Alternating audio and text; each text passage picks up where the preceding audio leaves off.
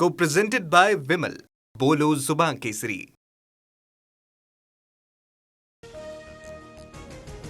शिवसेना पक्ष चिन्हावरील सुनावणी अंतिम टप्प्यात. आज कपिल सिब्बल पुन्हा युक्तिवाद मांडणार. आमदार अपात्रतेवरती कोर्टात युक्तिवाद मांडणार. वर्षा निवासस्थानी मुख्यमंत्री फडणवीस आणि उपमुख्यमंत्री शिंदेंमध्ये भेट. राजकीय घडामोडींसह महामंडळ वाटप निधी संदर्भात यावेळेस 20 मिनिटे चर्चा झाल्याची माहिती.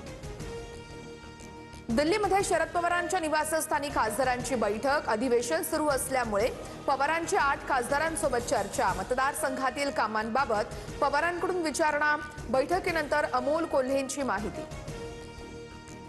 सुप्रिया सुळे आणि विनोद तावडेंचा एकाच गाडीतून प्रवास. जलसंधारणाच्या बैठकीनंतर दोन्ही नेत्यांचा एकाच गाडीतून प्रवास. राजकीय वर्तुळात चर्चांना उधाण.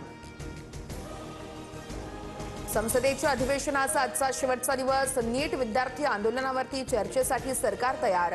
केंद्रीय गृहमंत्री अमित शहांचं दुपारी 3 वाजता निवेदन, तर राहुल गांधींकडून शहांच्या राजीनाम्याची मागणी. आधी धर्मेंद्र प्रधानांचा राजीनामा घेतला, आता शहांचा राजीनामा मागतायत. विरोधकांना चर्चा करायची आहे की राजीनामा मागण्याची नाटकं करायची आहेत. उपमुख्यमंत्री एकनाथ शिंदेंची टीका. शहांना तात्काळ उपपंतप्रधान व्हायचं आहे, पण शहांच्या मागणीला मोदींचा नकार. संजय राऊत यांचा मोठा दावा. भरती परीक्षा पद्धती सुधारणांसाठी राज्यात उच्चस्तरीय समिती स्थापन होणार. मुख्यमंत्री देवेंद्र फडणवीसांचे निर्देश. राज्यात किमान 25,000 सुरक्षित क्लासरूम उभारण्यात येणार. संसदेतील पेपरफुटी विरोधातील कायदा महाराष्ट्रातही लागू करण्यासंदर्भात प्रक्रिया पूर्ण करण्याच्या सूचना. राजकीय आणि सामाजिक आंदोलनातील खटले मागे घेण्यास मुदतवाढ. नीट पेपरफुटी विरोधातील आंदोलक विद्यार्थ्यांवरील गुन्हे मागे घेण्याचा मार्ग मोकळा. 31 मार्च 2027 पर्यंत ज्या गुन्ह्यामध्ये दोषारोपपत्र दाखल होतील असे खटले मागे घेण्याचा निर्णय.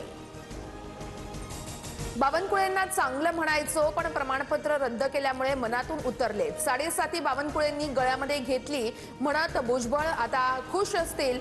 सांगलीतील सांगता सभेतून जरांगेंचा निशाणा.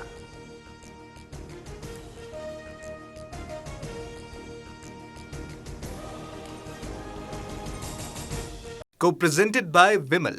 बोलो जुबान केसरी.